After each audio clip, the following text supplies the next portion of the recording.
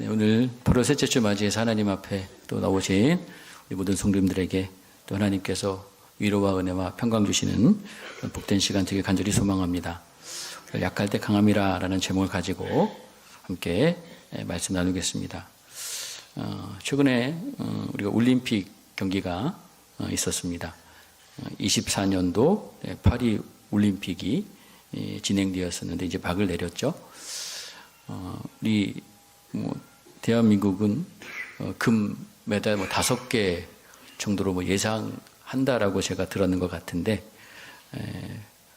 아마 성적이 아주 좋았고 역대 메달 최고 타이 기록을 세웠다라는 이야기도 들었습니다. 오늘 성경에도 활이 나오고 또 칼이 나오지만 우리 올림픽에 참전한 우리 많은 선수들이 총과 칼과 검으로 금메달을 목에 걸기도 했었고 또 태권도, 배드민턴, 탁구 등등 여러 경기에서 메달을 땄습니다. 메달을 따고 이렇게 태극기가 이렇게 올라가는 그 모습을 보면 감동을 받고 특히 이제 금메달을 따게 되면 애국가도 울리면 정말 같은 민족으로서 가슴이 뭉클하지 않을 수가 없는 순간이었던 것 같습니다. 더욱이 또 감동이 되었던 순간들 가운데 특히 우리는 이제 그리스도인으로서 태권도 동메달 딴 여자 선수죠. 그 매트 위에서 그렇게 간절하게 기도하는 그런 모습들, 또 탁구 여자 단체전에서 이제 동메달을 땄을 때 거기 보면 물론 우리가 신유빈 선수가 유명하지만 이제 저는 이은혜 선수라는 그 선수의 이름을 처음 이제 알게 되었는데 대한민국의 귀화에서 이제 메달까지 따는 그런 과정들, 특히 이 자매는 아주 신실한 크리스찬이고 원래는 우리가 알듯이 양영자 우리 유명한 탁구 선수 있지 않습니까? 그분이 탁구를 은퇴하고 선교사님 목회자와 결혼해서 선교를 떠났는데 그 선교지에서 발탁한 그런 선수고 이은혜 자매를 한국으로 귀화시켜서 여기서 신앙훈련도 잘 시키고 또 이렇게 국가대표까지 뽑힐 수 있는 그런 많은 어려움이 있었지만 그런 과정들이 있어서 그 인터뷰하면서 그 하나님에게 영광을 드리는 감사하는 그런 고백들도 참 감동이 되었던 그런 순간이었던 것 같습니다. 물론 올림픽이 끝나고는 씁쓸한 이야기들, 아쉬운 이야기들도 물론 있는데 특히 인상적이고 재미있던 장면 가운데 하나가 뭐냐면 우리가 파리 하면 여러분 유명한 게 뭐죠? 파리, 프랑스 파리 하면 가장 유명한 게 뭡니까? 에펠탑이 가장 유명하죠. 가보신 분들도 계시겠지만 저도 아직 가보지는 못했습니다. 자, 그 에펠탑 그 아래쪽에 비치 발리볼 경기장이 있었습니다. 그러니까 비치 발리볼은 보통 해변, 그러니까 모래사장에서 한 팀의 여성이 둘씩이죠.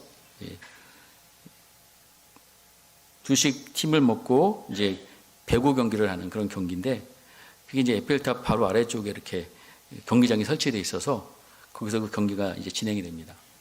특히 제가 잠깐 본 경기는 결승전 경기가 미국과 브라질이었던 것 같아요. 이제 밤에 그 에펠탑 조명을 아래 두고 이제 거기서 이제 경기가 펼쳐지는데 경기 중에 양 선수가 코트를 사이에 두고 이제 약간 다투는 그런 상황이 연출되었습니다. 그때 장내에서 갑자기 음악이 흘러나오기 시작합니다. 혹시 여러분 그 음악을 여러분 아시는지 모르겠지만 제가 한번 들려줘 볼게요.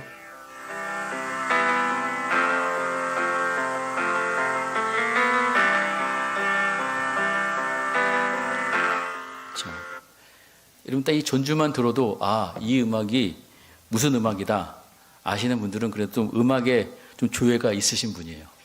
물론 우리 청년들이나 우리 청소년들에게는 좀 생소한 음악일 수 있지만 이게 아주 유명한 음악입니다. 제목이 뭐냐면 영어로 Imagine이라는 그런 제목이고 이 음악이 그 경기장에 딱 흘러나오니까 그 선수들뿐만 아니라 그 관객들이 다 어떻게 됐을까요? 웃음바다가 됐어요. 서로 긴장하고 다투는 그런 듯한 상황에서 다 이 음악이 흘러나오니까 다들 웃은 거예요. 선수들조차도. 이 곡은 우리가 비틀즈 많이 들어보셨죠? 영국의 4인조 그룹. 가장 유명한 건 뭐 예스터데이 그 곡 우리가 너무나도 유명하지 않습니까? 그 비틀즈의 멤버였던 존 레논이라는 사람이 만든 곡이에요. 그것도 1971년도에 아마 여러분이 태어나기 전에 만든 곡입니다. 우리 청소년들 당연하죠. 그때 당시 미국이 베트남 그 전쟁에 참전한 그런 상황에서 전쟁에 반대하며 평화를 노래하기 위해서 만든 아주 유명한 곡입니다. 그래서 이 곡은 뭐 영화라든가 어떤 여러 곳에서 끊임없이 사용되어지고 있는 이 노래예요. 자, 제목이 이매진, 이게 이매진 상상하라는 거, 상상해 보라는 내용인데요. 가사를 잘 보면 어쨌든 평화를 노래한 이야기이기 때문에 아까 그 경기 중에 다투다가 웃었다고 말씀드렸잖아요. 여러분 이 가사를 우리가 보면 참 멋진 가사이긴 하지만 우리 그리스도인들에게는 정말로 좀 불편하게 하는 그런 가사예요. 그 가사의 내용을 제가 잠깐 몇 가지 소개하자면 시작이 어떻게 되냐면 자, 천국이 없다는 상상을 해보라는 거예요. 상상하는 건 쉽다는 얘기죠. 여러분 천국이 없으면 그 아래에는 뭐도 없을까요? 예? 지옥도 없다는 거죠. 그걸 상상하라는 거예요. 천국도 없고 우리 안에 지옥도 없어. 그냥 우리 위에는 하늘만 있다라는 어떤 그런 가사의 내용으로 시작합니다. 중간에는 국가도 없다고 상상해 보라는 거예요. 그러면 왜? 지금 국가들이 있기 때문에 지금 국가들이 지금 뭐 하고 있는 거예요? 예? 전쟁하고 있잖아요. 그래서 죽일 일도 없고, 죽일 이유도 없고, 죽일 필요도 없다는 거예요. 모든 사람들이 평화로운 삶을 살아가는 것을 상상해 보라는 거예요. 또 뒤에 가보면 서로 소유하는 것이 없다고 생각해 보라는 거죠. 소유하는 것이 없다. 그러니까 소유하는 것이 없으면 서로 그렇죠? 다툴 일이 없는 거죠. 서로 소유하려고 하다 보니까 싸우는 것 아니겠습니까? 그러니까 탐욕이나 굶주릴 필요도 없이 모든 인류가 형제처럼 모든 세상 것들을 서로 나누어 가지는 그런 사람들의 모습을 상상해 보라라는 그런 내용의 가사예요. 정말 아주 이상적이고 그럴듯한 내용이지만 정말 이것은 여러분 상상으로만 될 수 있는 이야기입니다. 인류 역사상 이런 일들이 일어날 수가 없어요. 왜 그럴까요? 우리 인간에겐 그럴 능력이 없기 때문에 그렇습니다. 여러분 이 존 레논 이 곡을 쓴 사람은 정말 하늘을 찌를 듯한 인기를 당연히 누렸겠죠. 비틀즈 여러분 얼마나 유명한 지금도 여러분 유명한데요. 엄청난 인기와 부를 누렸던 가수입니다. 근데 이 존 레논이 안타깝게도 젊은 나이에 자신의 광팬이 쏜 총에 맞아서 세상을 떠나게 돼요.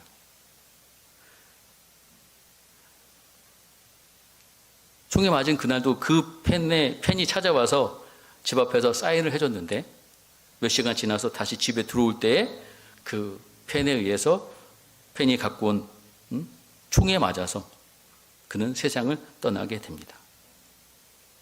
물론 이 존 레논을 총을 쏜 그 사람 당연히 여러분 정상적인 사람은 아니었겠지만 그 사람이 주장하는 내용들 가운데 이런 내용이 있다고 그래요. 존 레논은 가짜라는 거죠. 그래서 자기가 죽였다는 거예요. 그리고 그 존 레논은 자기가 정말 평화를 위하고 가난한 사람을 위해서 노래했지만 그의 삶은 그러지 않았다는 거죠. 위선자라고 그가 이제 얘기했다는 겁니다. 그죠? 엄청난 부, 다른 사람 정말 상상할 수 없는 그런 부와 이 인기를 누렸던 그 사람의 모습이 삶이 위선적이다. 뿐만 여러 가지 뭐 또 그 밖에 그 사람 죽음을 둘러싼 여러 가지 음모론, 여러 가지 이야기들이 물론 있습니다. 자, 여러분, 세상의 많은 사람들은 힘을 갖고자 합니다. 힘. 세상이 바로 이 힘의 논리에 의해서 움직인다고 다들 생각하고, 그래서 힘을 길러야 된다고 여겨요. 그래서 어떤 그 돈이 힘이고, 또 지식이 또 힘이고, 뭐 미모도 힘일 수 있고, 권력도 힘이고, 인기, 명예 이런 것을 다 힘으로 여기면서 그 힘을 추구합니다. 왜? 그 힘이 있어야, 강해져야지 행복하고 그 행복을 지킬 수 있다고. 반대로 약하면 어떻게 돼요? 세상에서 불행해진다고 생각한다는 거죠. 그래서 여러분, 사람에게 돈을 줘보고 또 이 권력을 줘보고, 그러니까 힘을 줘보면 그 사람의 실체를 알 수 있다라는 이야기가 있어요. 그것을 어떻게 사용하느냐, 어떻게 쓰느냐, 누구를 위해서 사용하느냐 보면 그 사람을 알 수 있다는 거죠. 자신을 위하여 사용하는가, 아니면 다른 이웃, 타인을 위하여 사용하는가. 자, 오늘 우리가 읽은 이 성경 말씀은 이 예레미야 이제 50장에 있는 말씀 우리가 잠깐 봤습니다. 예레미야는 52장까지 있어요. 자, 근데 예레미야 이 50장, 51장은 이제 마지막 한 장을 남겨두고 바로 그 전에 50장, 51장에 바로 이 바벨론의 멸망에 대해서 이야기하고 있습니다. 우리 예레미야 말씀을 쭉 읽어보면 이 바벨론은 하나님께서 이 바벨론을 통해서 결국엔 대표적으로 누구를 심판하도록 말씀하셨냐면 바로 하나님의 백성 남유다를 심판하는 도구로 하나님께서 사용했던 그 민족이 바로 이 바벨론이에요. 근데 결국엔 이 바벨론도 당시에 그 중근동 지역의 가장 최강자였던, 패권을 쥐고 있던 이 바벨론도 결국에는 몰락하게 된다는 것을 성경은 이야기하고 있습니다. 여러분, 바벨로니아 많이 들어보셨죠? 엄청난 문명을 지닌 그런 민족인데, 당시에 패권을 잡아서 아수르라는 나라도 정복했고, 또 애굽도 전쟁에서 이기고, 물론 요즘 보면 뭐 이집트 별 볼 일 없는 나라라고 이야기하지만 우리가 구약의 성경에 보면 애굽 엄청난 나라였거든요. 그리고 그 중에 바로 하나님의 소유, 하나님의 백성인 유다도 포함되어 있었습니다. 그렇게 하나님께서 심판의 도구로 사용했던 이 바벨론, 그 최강자로 군림했던 그 바벨론이 최고의 정점에서 한순간에 그가 몰락하고 한순간에 훅 가버립니다. 자, 오늘 말씀의 제목이 약할 때 강함이라고 이야기하고 있는데, 여러분, 이 제목을 반대로 하면 강할 때 뭐예요? 약해지는 거예요. 강할 때 위험합니다. 바벨론은 세계 최강국이었지만 그들의 강함이 그들을 지킨 것이 아니라 오히려 그들을 약하게 만들었고 그들을 몰락의 길로 이끌었다는 것이 오늘 성경에서 우리에게 말씀해 주고 있는 내용이라는 겁니다. 오늘 50장 말씀을 보면은 하나님께서 이 바벨론의 심판을 선언하고 있어요. 50장 우리 한번 2절 말씀을 같이 한번 읽어볼까요? 자, 함께 있습니다. 시작. 너희는 나라들 가운데 전파하라. 공포하라. 깃발을 세우라. 숨김이 없이 공포하여 이르라. 바벨론이 함락되고 벨이 수치를 당하며 무로닥이 부스러지며 그 신상들은 수치를 당하며 우상들은 부스러진다. 아멘. 그럼 바벨론이 함락된다는 이야기를 하고 있고요. 또 벨이 수치를 당하고 무로닥이 부스러지며라는 표현은 바로 당시에 이 바벨론이 아주 중요하게 여겼던 신들이에요. 바벨론이 섬겼던 신들입니다. 그러니까 바벨론이, 강대한 바벨론이 섬겼던 이 신들 이름만 들어도 주변의 나라들 백성들에게서는 정말 두려움의 대상이고 존재였었는데, 바로 그 벨도, 그 무로닥도 수치를 당하고 부스러지게 된다라는 말씀을 오늘 성경에서 이야기하고 계세요. 강력한 바벨론의 신들조차도 수치를 당하고 부스러진다. 그리고 3절에 보면은 이는 한 나라가 북쪽에서 나와서 그를 쳐서 그 땅으로 황폐하게 하여 그 가운데 사는 자가 없게 할 것임이라. 사람이나 짐승이나 다 도망할 것임이라 라고 말씀하고 있어요. 자, 한 민족이 북쪽에서 나옵니다. 자, 북쪽이라는 표현은 꼭 북쪽에서 오는 것을 이야기하는 것이 아니라 성경에 보면 언제나 그 재앙은 하나님께서 표현하실 때에 북쪽이라는 곳을 통해서 그 재앙이 오는 방향을 항상 상징적으로 말씀하고 계세요. 우리가 역사적으로 보면 자, 이 바벨론을 무너뜨린 페르시아는 이 바벨론 나라의 바로 남동쪽에 있었던 나라입니다. 자, 그 한 나라를 일으키셔서 하나님께서 이 페르시아를 통해서 바벨론을 무너뜨린다라는 말씀을 하고 있어요. 근데 그곳에 어떻게 그들을 치냐? 황폐하게 된다는 겁니다. 사는 자가 없게 할 것이고 사람이나 짐승이나 다 도망하게 된다는 거예요. 자, 여기서 사는 여기 사람들은 그 바벨론에 와서 살고 있는 여러 이방 여러 나라들을 포함해서 말하는데 그곳은 더 이상 사람을 살 수 없는 그런 곳이었기 때문에 다 사라지게 될 것이다 라는 이야기를 하고 있어요. 자, 그래서 우리가 읽은 오늘 본문 말씀을 보면은 자, 우리 한번 11절 말씀도 한번 같이 한번 읽어볼까요? 50장 11절입니다. 시작. 나의 소유를 노력하는 자여 너희가 즐거우며 기뻐하고 타작하는 송아지같이 발굽을 구르며 분마같이 우는도다. 자, 이 표현은 바로 이 바벨론이 나의 소유라는 것은 누구의 소유예요? 하나님의 소유겠죠. 하나님의 소유는 어디를 얘기합니까? 바로 하나님의 백성 이스라엘을 얘기합니다. 이 바벨론이 하나님의 백성들을 침략해서 그들을 노력합니다. 근데 그 노력하는 것이 어떤 표현을 하고 있어요? 너무 즐겁고 막 기쁘고 타작하는 송아지처럼 막 승리에 도취돼서 막 기쁘고 날뛰는 이런 표현들을 하고 있는 거예요. 그렇죠?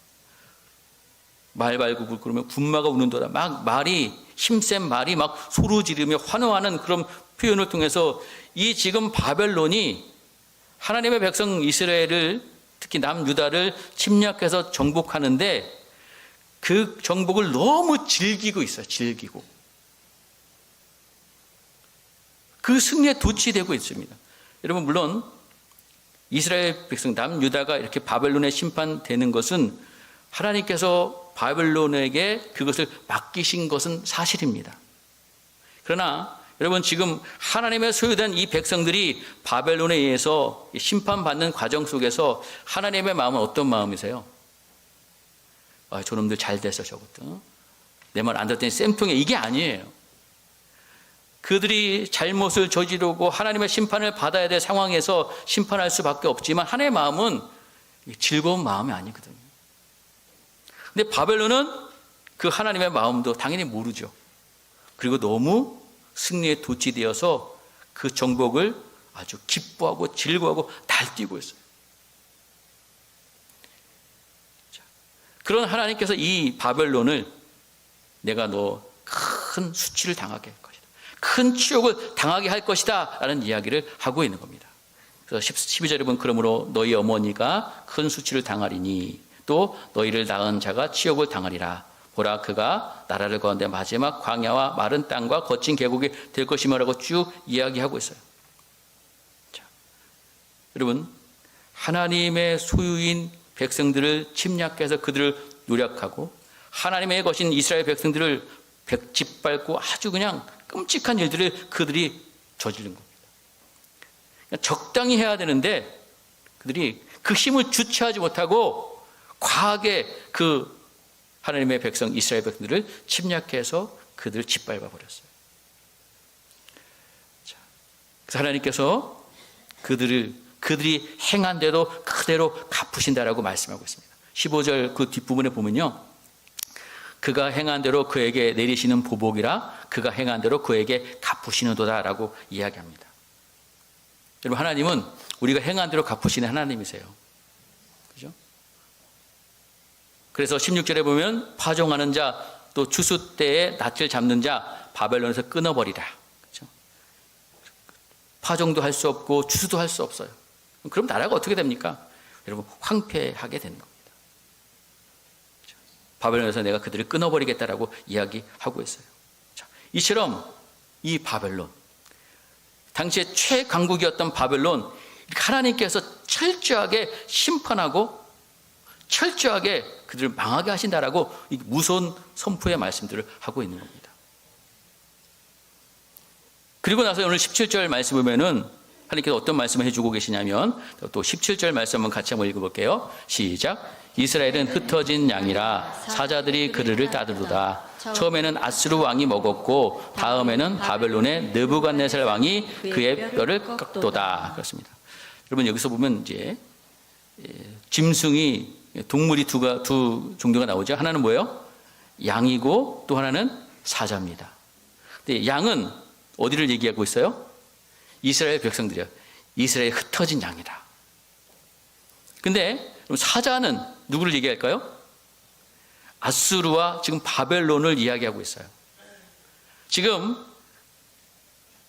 양이 사자들에 의해서 사자가 양을 잡아먹고요. 또 바벨론이 느부갓네살 왕이 그 뼈를 꺾다. 그 양의 뼈를 꺾었다라는 표현을 하고 있는 거거든요. 자, 근데 여러분, 우리가 성경에 보면 이스라엘 흩어진 양, 하나님의 백성을 지금 뭘로 비유하고 계신 거예요? 양으로 비유하고 계시고, 그리고 바벨론, 아수르 같은 강대국은 사자로 비유하고 있어요. 자, 여러분, 우리가 성경에 보면 하나님은 늘 하나님의 백성을 사자라고 표현하기보다도 항상 뭘로 표현하십니까? 양으로 표현하고 있다는 거예요. 여러분, 그러나 여러분 생각해 보세요. 왜 하나님의 백성은 사자가 되면 안 됩니까?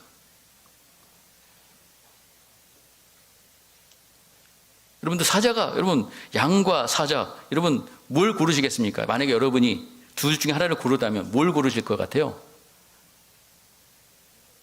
양을 고르실 것 같아요, 여러분? 아마 대부분 난 사자가 될 거야 라고 생각하실 거예요. 근데 여러분, 성경을 보십시오. 물론 사자에 의해서 양들이 잡아먹히기도 하고 그 뼈가 꺾이기도 하지만, 결국 여러분 16절에 보면요, 우리 한번 16절 말씀 한번 같이 한번 읽어볼게요. 시작. 그러므로 만군의 여호와 이스라엘, 18절이죠. 시작. 그러므로 만군의 여호와 이스라엘 하나님이 이와 같이 말하노라. 보라, 내가 아수르의 왕을 벌한 것 같이 바벨론 왕과 그 땅을 벌하고. 그렇습니다. 여러분, 양이었던 이스라엘 백성들이 왜 흩어지게 되었을까요?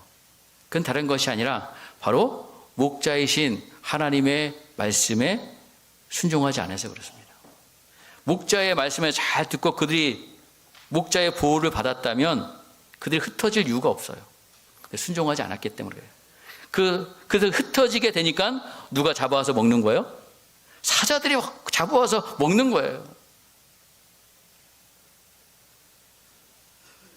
근데 여러분, 문제는 뭐냐면 결국에 나중에 그래도 끝까지 회복되고 살아남는 사람은 누구예요?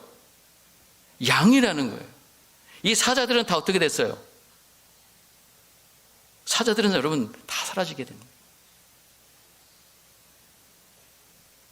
이 목자의 음성을 듣지 않아서, 목자의 인도를 거부했기 때문에 사자들에 쫓겨서 아수르에게 약탈당하고 바벨론 느부갓네살에게 뼈가 꺾었지만, 결국에는 그 사자들, 북이스라엘은 그래서 아수르에 망하고 남유다가 바벨론에 망했지만, 하나님께서는 이 흩어진 양떼들을 그냥 버리지 아니하시고 그들을 나중에 다시 어떻게 하세요? 다시 회복시켜 주신다는 거예요.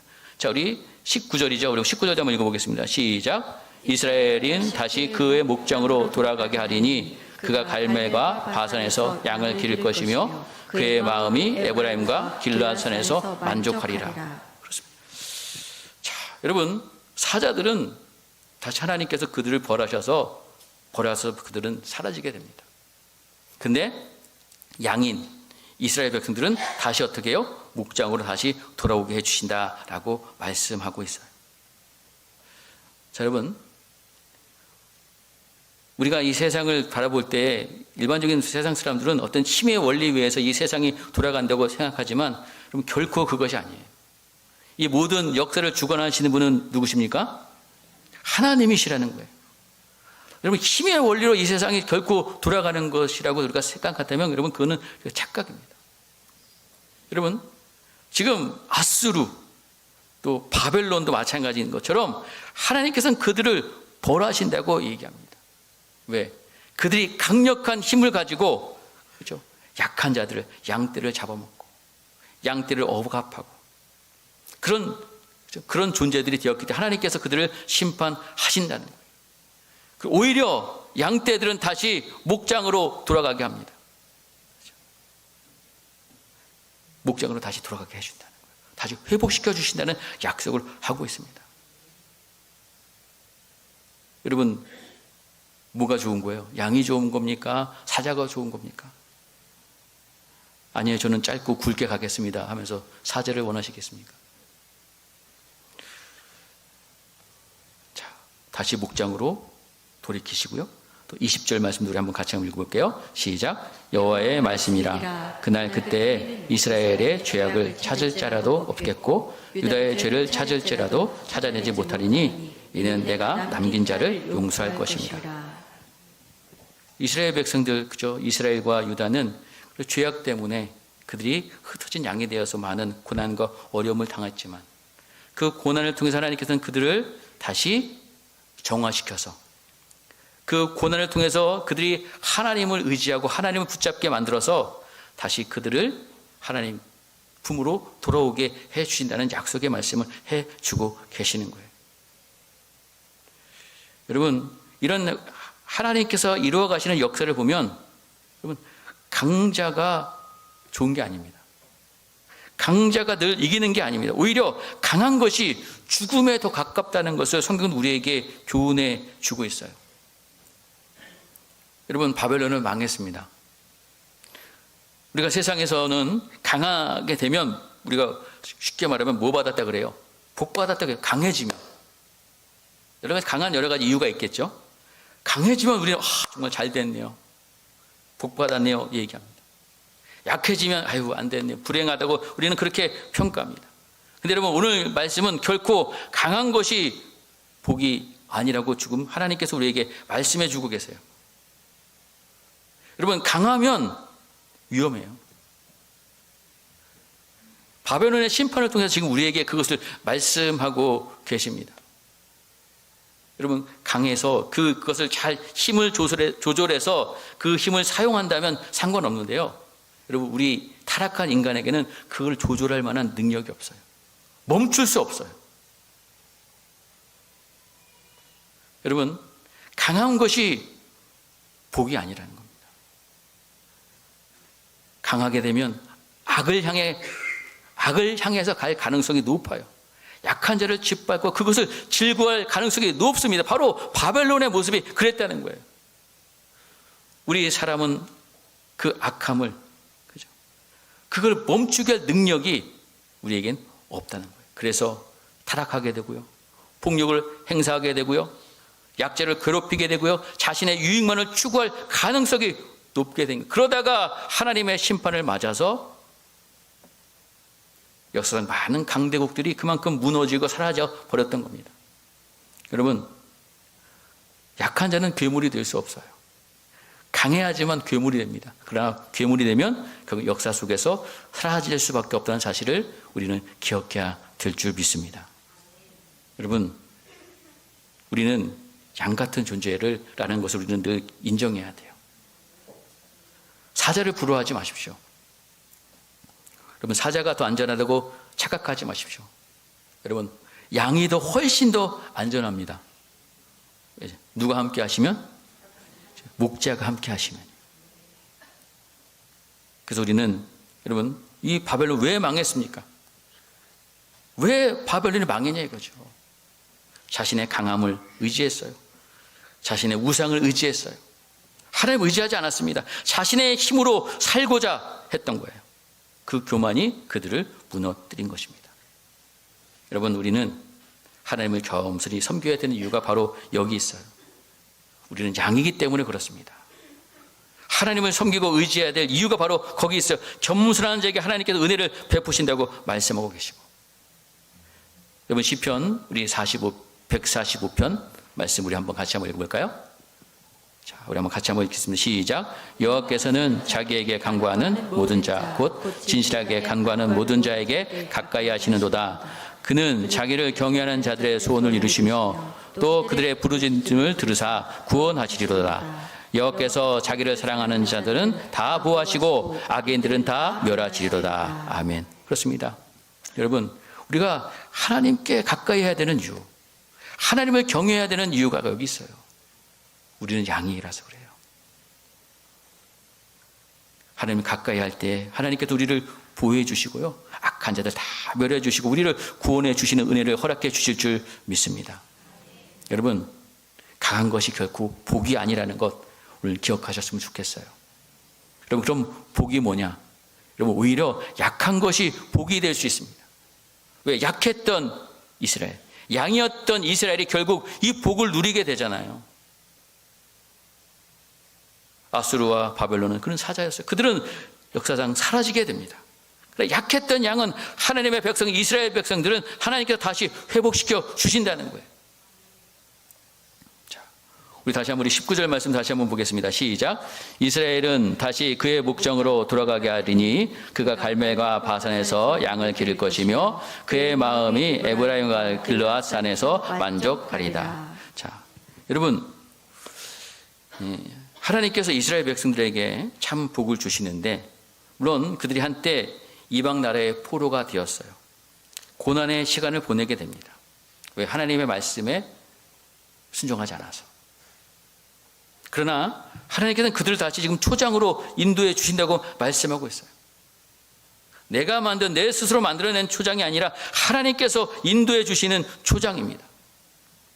여러분, 우리가 사자처럼 자신의 힘으로 살아가는 인생들은 항상 불안해요. 안전하지 않습니다. 결국 때가 되면 그것은 허물어집니다. 여러분, 참으로 복된 삶은 바로 하나님의 도우심으로 사는 인생인 줄 믿으시기 간절히 바랍니다. 시편 23편 1절 2절 우리가 잘 아는 말씀이죠. 우리 한번 같이 한번 읽어볼까요? 시작.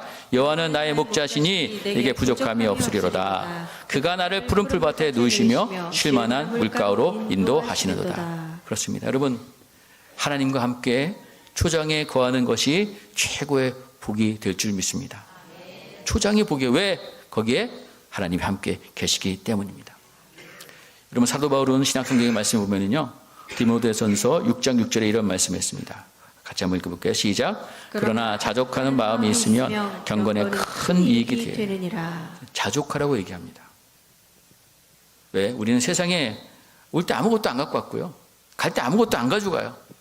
그냥 우리가 먹을 것, 입을 것 있으면 족한 줄로 알라고 이야기합니다. 왜냐하면, 자, 디모데전서 6장 9절 말씀인데요, 거기 뭐라고 시작하냐면 6장 9절입니다. 자, 6장 9절.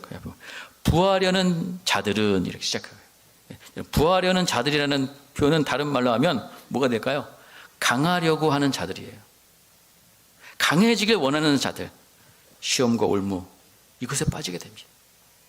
어리석고 해로운 욕심에 떨어지게 됩니다. 이것이 곧 사람을 어떻게 뭘로 빠지게 해요? 파멸과 멸망으로 빠지게 된다는 거예요.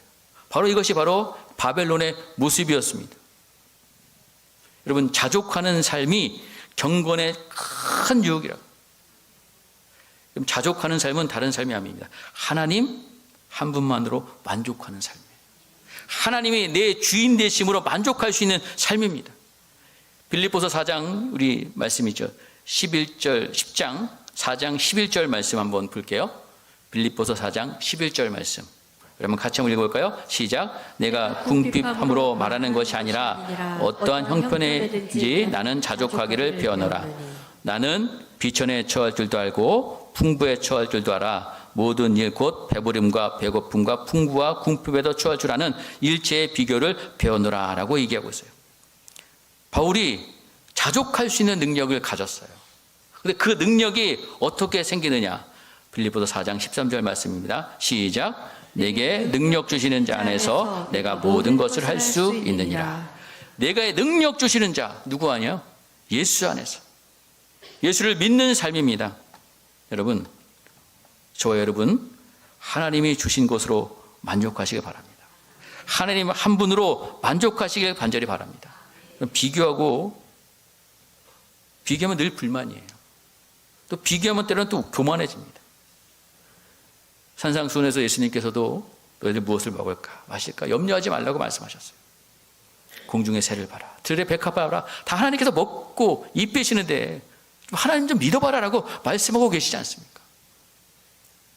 사랑하는 성도 여러분, 우리를 날마다 푸른 초장으로 인도해 주시는 그 주님을 의지하면서 늘 주님 한 분만으로 만족하는, 자족하는 인생들 되시기를 주의 이름으로 간절히 축원드립니다. 그것이 우리의 복이에요. 그것은 우리가 약할 때 누릴 수 있는 복입니다. 여러분, 약할 때 누릴 수 있는 또 하나의 복이 있습니다. 자, 우리 20절 말씀 같이 한번 읽어볼게요. 시작. 여호와의 말씀이니라. 그날 그때에 이스라엘의 죄악을 찾을지라도 없겠고 유다의 죄를 찾을지라도 찾아내지 못하리니 이는 내가 남긴 자를 용서할 것임이라. 자, 여러분, 약할 때 누리는 복이 뭐냐? 바로 용서의 용서. 다른 표현하면 여러분 죄 사함이라는 겁니다. 여러분, 우리 인생에 가장 근본적인 문제 항상 뭐라고 관련돼 있어요? 죄랑 관련돼 있어요. 우리는 죄인이기 때문에, 전적으로 타락한 존재이기 때문에 이 문제가 해결되지 않고는 우리는 어떤 복도 누릴 수 없습니다. 왜? 죄의 삭은 뭐예요? 사망입니다. 죄의 문제가 해결하지 않고서는 아무리 많은 것을 가지고 누리고 산다고 하더라도 결국 사망과 저주 아래 놓인 삶, 결국 멸망하고 패망하는 삶이라는 겁니다. 그래서 여러분, 죄의 용서, 죄의 사함 받는 것이 참 중요한 거예요. 여러분, 바벨론처럼 강한 나라는요, 강한 사람들은요, 여러분 죄의 용서 따위 관심 없습니다. 자신들 다 잘났다고 착각하면서 하늘 꼭대기까지 올라가다 그냥 추락하고 마는 거예요. 그래서 결국 하나님의 처절한 심판, 철저한 심판을 받게 된다는 것입니다. 반면에 이스라엘 백성들은 결국 약해서 결국 어려움을 당하게 되지만 그들은 그 고난 속에서 자신의 죄를 깨닫게 되는 것이고 하나님의 은혜 없이 살 수 없는 민족임을, 그런 인생임을 깨닫고 주님께로 돌이키게 되는 겁니다. 그럴 때 바로 오늘 말씀하신 것처럼 이스라엘의 죄악을 찾을 자라도 찾을 수 없겠고 유다의 죄를 찾을지라도 내가 찾아내지 못하리라. 여러분, 그 모든 죄를 하나님께서 다 그 허물을 용서해 주시고 덮어 주신다고 오늘 말씀하고 계십니다. 자, 여러분, 죄의 용서를 받는 그 은혜를 누리게 되면 그 인생이 가장 복된 인생이라는 사실을 기억하시기를 주의 이름으로 간절히 축원드립니다. 여러분, 우리가 어떻게 죄의 용서를 받습니까? 고린도서 1장 13절 14절 말씀입니다. 같이 한번 읽을게요. 시작. 그가 우리를 흑암에서 건세해서 건져내사 그의 사랑의 아들의 나라로 옮기셨으니 그 아들 안에서 우리가 속량 곧 죄의 사함을 얻었도다. 우리의 이 죄를 사하여 주시기 위해서 예수님께서 이 땅에 인간의 몸을 입고 이 땅에 오셨어요. 그 예수 그리스도를 내 인생의 구주로 믿어야 됩니다. 히브리서 9장 14절 말씀이죠. 또 한번 같이 읽을게요. 시작. 영원하신 성령으로 말미암아 흠없는 자기를 하나님께 드린 그리스도의 피가 어찌 너희 양심을 죽일 행실에서 깨끗하게 하고 살아계신 하나님을 섬기게 하지 못하겠느냐. 그렇습니다. 우리의 죄를 위해서 흘리신 그 피가 우리를 죽을 행실에서 깨끗하게 하여서 하나님을 섬길 수 있는 그런 복된 은혜를 주신다는 사실을 우리는 기억해야 될 줄 믿습니다. 그럼 이것도 강할 때 누릴 수 있는 은혜가 아니에요. 나의 죄를 깨닫고 나의 약함을 고백하고 하나님을 의지할 때, 예수 믿을 때 우리에게 주시는 하나님의 은혜이고 복인 줄 믿으시길 간절히 바랍니다. 여러분, 바벨론, 그 강했던 최강국 바벨론도 망했습니다. 강함이 결국 그들을 망하게 했던 겁니다. 높이 올라갈수록 추락해요. 그 충격이 커요. 강한 게 복이 아닙니다. 그럼 적당히 강하면 되죠 라고 생각할 텐데 우리는 그것을 조절할 만한 힘과 능력이 없어요. 우리 그리스도인들은 성경을 통해서 우리는 분명히 말씀하고 있어요. 강함을 추구하기보다는 우리는 뭘 추구해야 돼요? 약함을 인정하고 약함을 추구해야 될 줄 믿습니다. 그럴 때 하나님의 은혜가 충만하게 임할 줄 믿습니다. 위대하고 강하신 주님께서 함께해 주셔서 우리를 강하고 담대하게 우리를 만들어 주시는 거예요. 우리 자체가 아니라 주님이 나와 함께 하시기 때문에 강하고 담대한 인생이 될 줄 믿습니다. 우리를 초장으로 인도하여 주시고 주의 사함의 은혜를 통해서 사망과 저주에서 벗어나서 흑암의 나라에서 건진받아서 하나님 나라로 인도함을 받는 놀라운 축복을 우리에게 허락해 주실 줄 믿습니다. 사랑하는 성도 여러분, 약함이 곧 강함이고 약함이 곧 복이 될 수 있습니다. 하나님과 늘 가까이 하는 삶이 복인 줄 믿습니다. 말씀과 기도 늘 순종하면서 그 주님과 가까이 하셔서 우리를 도우시고 인도하시고 날마다 푸른 조장 쉴만한 물가로 인도하여 주시는 그 하나님의 놀라운 은혜를 날마다 경험하시기를 주의 이름으로 간절히 축원드리겠습니다. 예수를 나의 구주로 믿어서 주의 삶의 축복을 누리시고 날마다 우리의 인생을 책임져 주시는 그 하나님의 은혜의 손길을 경험하는 우리 모든 성도들 되시기를 주의 이름으로 간절히 축복드리겠습니다.